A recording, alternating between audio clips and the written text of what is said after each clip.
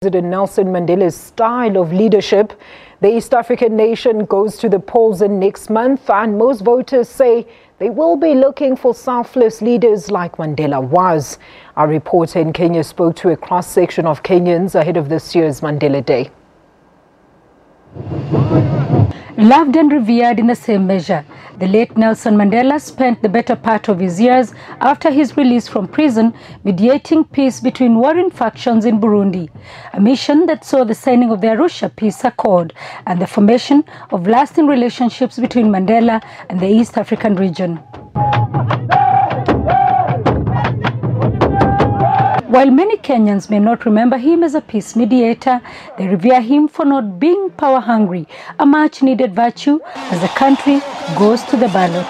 As leaders, we need to understand it's not how long you are in power, but what you do when you're in power. He was a patriotic man. So they must preach peace like our brother Nelson Mandela. And so, as the world marks the Nelson Mandela International Day, Kenyans are in agreement that there is a lot to learn from Mandela, who admitted that his fight for South Africa's freedom was inspired by the struggle of Kenya's Mau Mau freedom fighters. Especially here in Africa, especially here in Kenya, we should have a good example like Nelson Mandela. Our leaders can emulate him by working very hard for the betterment of mankind and not exploit humankind through corruption, then the world will be a better place, at least a slightly better place to live in. Sarah Kimani, SABC News, Kenya.